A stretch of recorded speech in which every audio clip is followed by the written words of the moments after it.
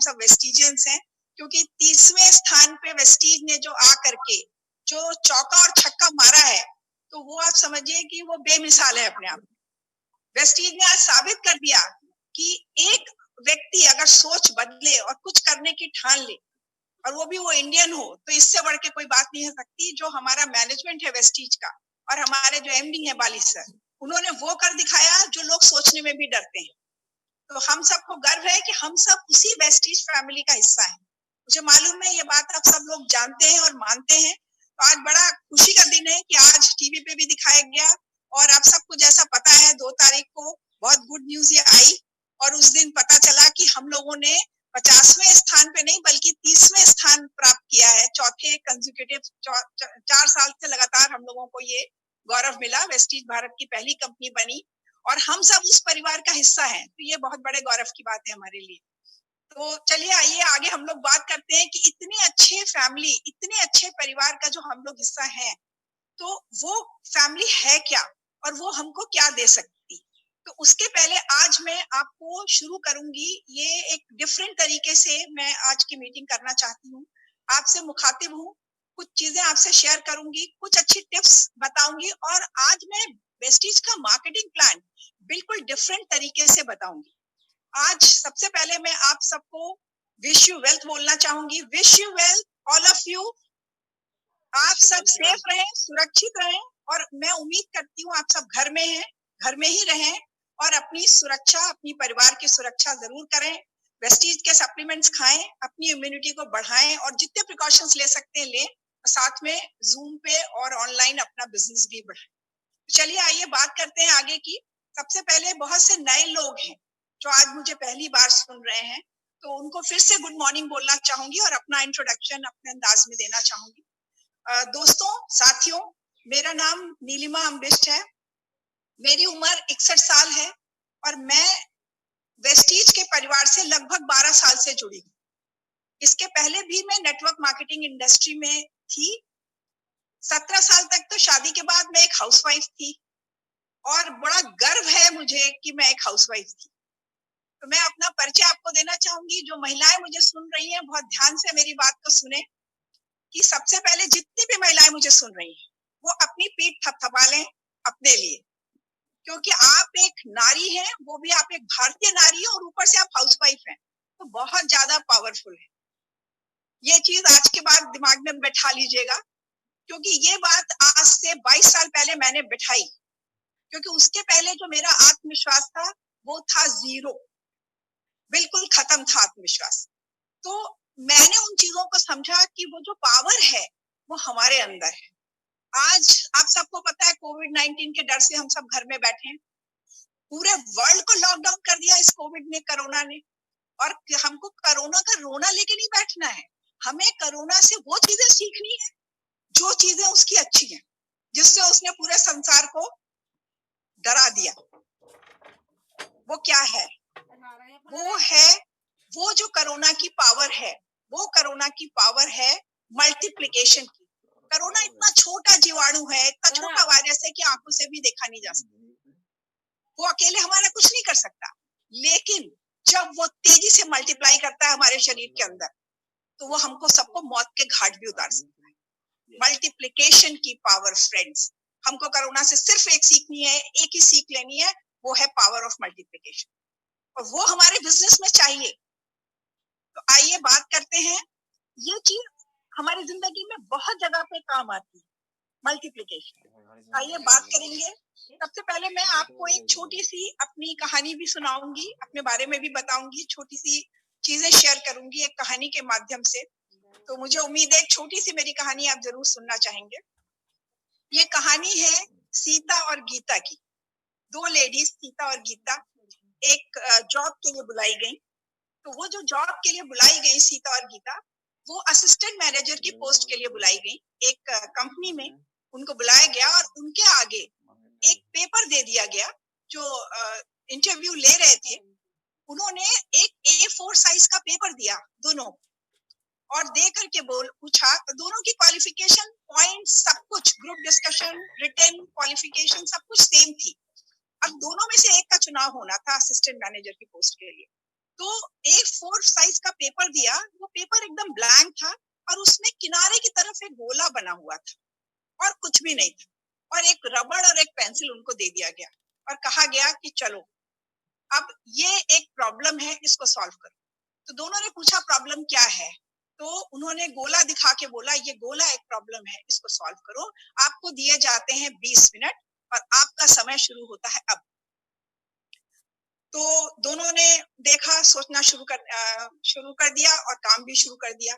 सीता ने क्या किया, उसने उस गोले को देखा तो उसने अपना दिमाग चलाया कि ये कह रहे हैं कि ये एक प्रॉब्लम है, तो लगता है इसको मुझे ठीक करना होगा। तो उसने उसको रबड़ से बिगाड़ा, उसको चौकोर बनाया, उसको तिकोना बनाया, उसमें छोटे छोटे कुछ भरने की कोशिश किया। फिर उसको लगा ये गोला एक चेहरा है, क्योंकि प्रॉब्लम है इसलिए आंसू आने चाहिए, तो उसने आंसू बना दिए एक चेहरे में।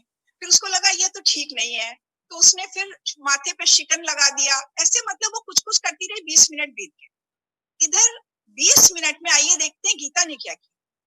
गीता ने 20 मिनट में इतनी सुंदर ड्राइंग उस A4 साइज के पेपर पे बनाई, मैं आपको बता नहीं सकती। गीता ने उस गोले को सूरज बना दिया, एक सुंदर सा बंगला बनाया, उसके आगे एक सुंदर सी गाड़ी खड़ी और उसमें एक लेडी खड़ी थी, एक जेंट्स, 2 बच्चे, पीछे पेड़ थे, लॉन था, बगीचा था और मकान के ऊपर प्लेन जा रहा था। तो ये था गीता का आंसर। तो जो असिस्टेंट मैनेजर, जो वाइस प्रेसिडेंट थे, जो ये इंटरव्यू ले रहे थे, उन्होंने पूछा कि ये क्या है, तो उन्होंने कहा कि ये जो है ये आपने क्या किया है। पहले उन्होंने सीता से पूछा, तो सीता ने कहा कि मुझे लगा कि आपने प्रॉब्लम बताई है तो मैंने बहुत दिमाग लगाया, तो इसलिए मैंने चेहरा बना दिया कि प्रॉब्लम जब होती है तो हमारे माथे पे शिकन आती है या आंसू आ जाते हैं, हम परेशान हो जाते हैं। और गीता से जब उन्होंने पूछा कि भाई आपने प्रॉब्लम को तो सूरज बना दिया और उसके बाद आपने ये पूरी पेंटिंग कर ली, हमने तो आपसे पेंटिंग करने को नहीं कहा था।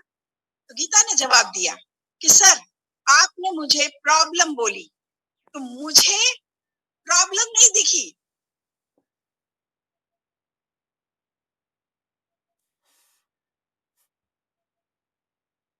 क्योंकि सूरज निकलता है तो दिन होता है और गुड मॉर्निंग मतलब सब कुछ आने वाला अच्छा हो।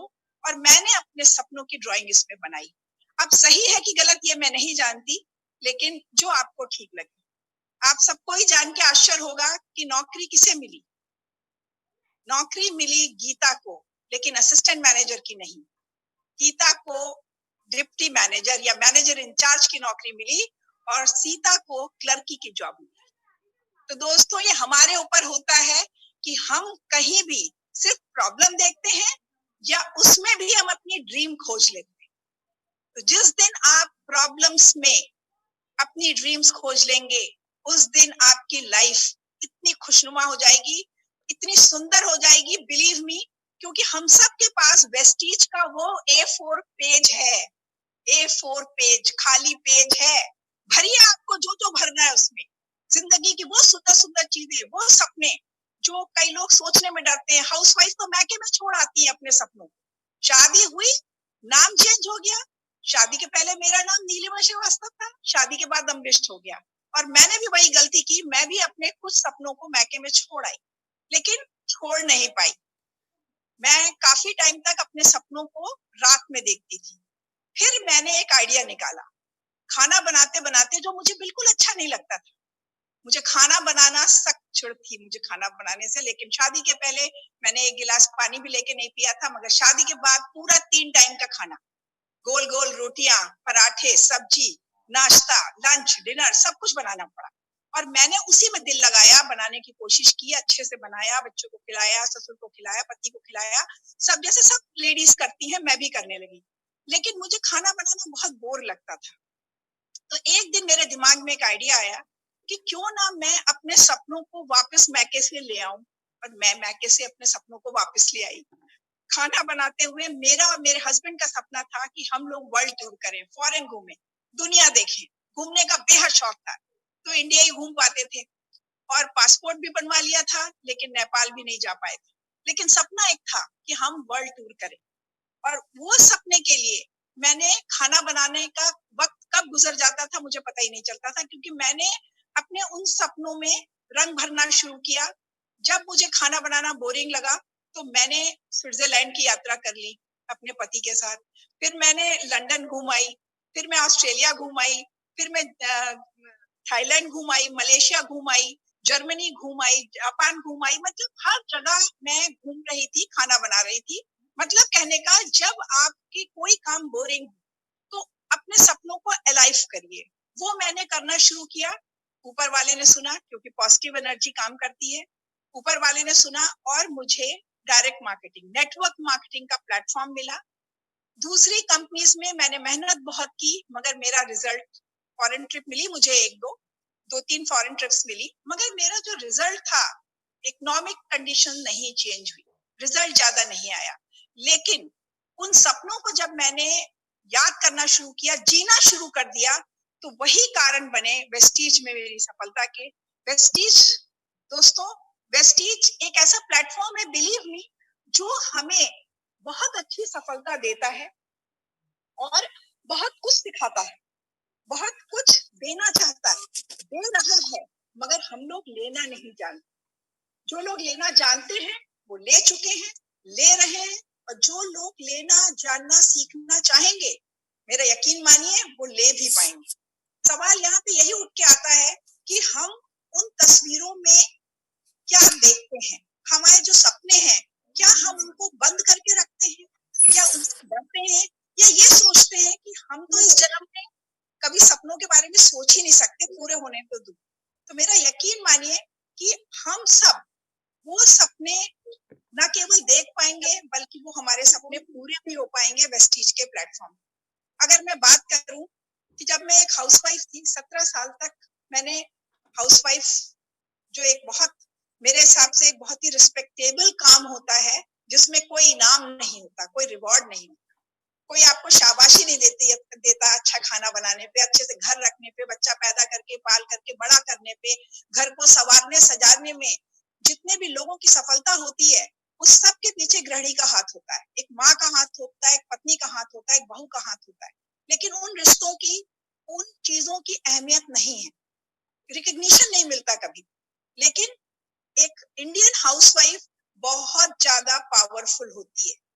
जितनी महिलाएं मुझे सुन रही हैं, जितनी फीमेल्स मुझे सुन रही हैं, जितनी लेडीज मुझे सुन रही हैं, मैं उनसे आज एक बात कहना चाहती हूँ। अपने अंदर की पावर को अनलीश कीजिए, अपने अंदर की पावर को बाहर लाइए। आप बहुत पावरफुल हैं। जब भी किसी गाड़ी के इंजन की बात होती है, तो हॉर्स पावर के बारे में बोला जाता है, इस गाड़ी में कितने हॉर्स पावर का इंजन लगा है। तो माय डियर लेडीज, आज आपको बताना चाहूंगी कि दुनिया की ऐसी कोई भी इंजन, चाहे वो प्लेन का इंजन क्यों ना हो, वो उतना शक्तिशाली नहीं है, उतनी हॉर्स पावर उसमें नहीं है जितनी पावर एक हाउसवाइफ में। आप सोच लीजिए कितनी पावरफुल पावर को आप अपने अंदर दबा के बैठी हैं।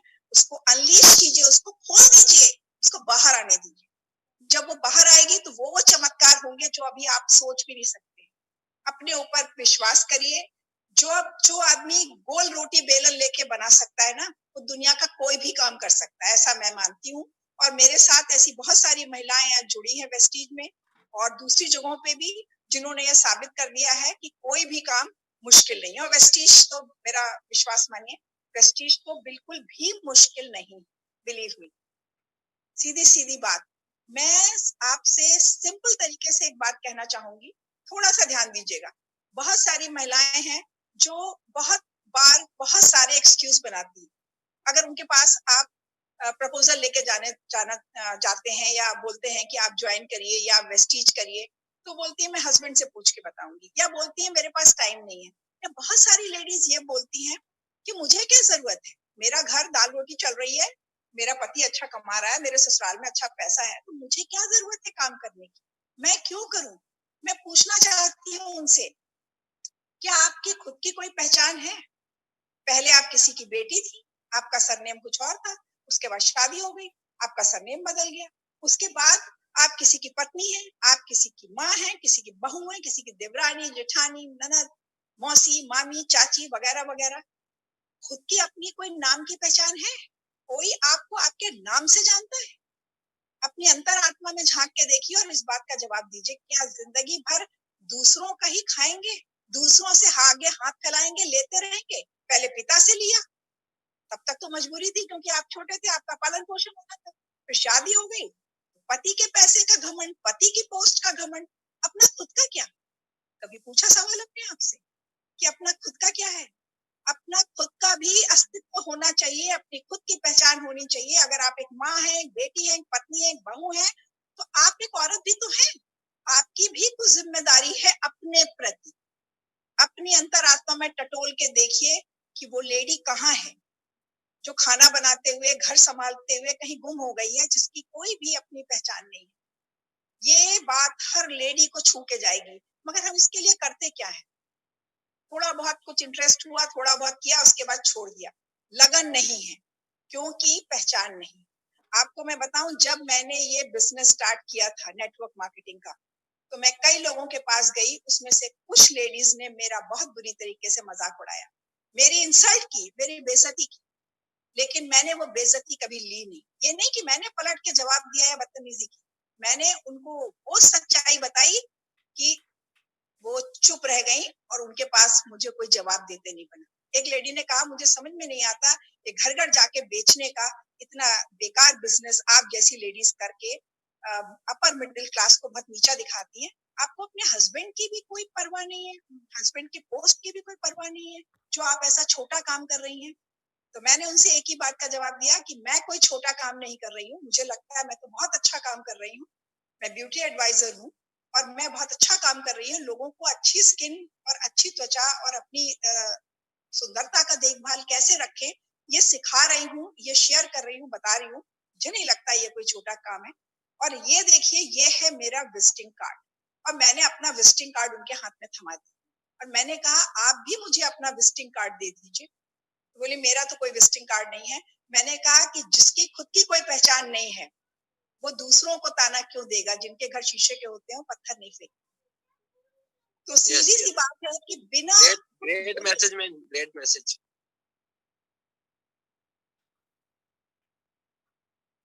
बात कर रहे थे, मैं बात कर रही थी सीधी सीधी सिंपल भाषा में कि हमको कोई नीचा नहीं दिखा सकता। अगर हम जो कर रहे हैं उस पे हमें खुद विश्वास है कि हम जो कर रहे हैं वो गलत नहीं है। बहुत से लोगों ने नीचा दिखाने की कोशिश की, और जब जितनी भी फीमेल्स मुझे सुन रही हैं, मैं आप सबसे बोलना चाहूंगी कि अगर आप कहीं जाइए तो कॉन्फिडेंस के साथ जाइए, क्योंकि आप एक माँ हैं। कोई भी दुनिया की माँ छोटा काम नहीं कर सकती। माँ होना अपने आप में एक बहुत बड़ी गर्व की बात है। बेटी होना, बहू होना अपने आप में गर्व की बात है। फीमेल होना एक गर्व की बात है। भगवान ने प्रकृति को बनाया, उसके बाद भगवान ने महिला को बनाया। जो आदमी जन्म दे सकता है, जो निर्माण कर सकता है, जो क्रिएट कर सकता है, वो छोटा कैसे हो सकता है? तो अपना कॉन्फिडेंस क्यों खोते हैं? महिलाओं का जन्म ही देने के लिए हुआ है। हम कभी किसी से कुछ लेते नहीं, हमेशा देते हैं। तो क्यों ना वो चीजें भी दे लोगों को जिनकी आज के जमाने में वैल्यू है, और उसका नाम है लक्ष्मी जी, पैसा, इकोनॉमिक इंडिपेंडेंस। आज महिलाओं के पास सिर्फ एक चीज नहीं है, और वो चीज है इकोनॉमिक इंडिपेंडेंस, क्योंकि वो अपनी खुद की पहचान नहीं बनाती। अपनी पहचान को मैके में छोड़ के आती है, और अपने परिवार में सब कुछ करते हुए जो 2-4 घंटे टीवी के वेस्ट करती हैं, वो अगर वेस्टीज के बिजनेस के लिए निकाल लें तो क्या बुराई है? ये कहाँ लिखा है कि जो घर चलाना है, जो आर्थिक रूप से घर को संभालना है, उसकी जिम्मेदारी सिर्फ मर्द की होती है, सिर्फ हस्बैंड की होती है? कहाँ लिखा है? क्यों नहीं हम घर का काम करते हुए हम आर्थिक रूप से भी आजादी ले सकते हैं और आजादी दे सकते हैं? सोच के देखिए, वेस्टीज कितना खूबसूरत प्लेटफॉर्म है।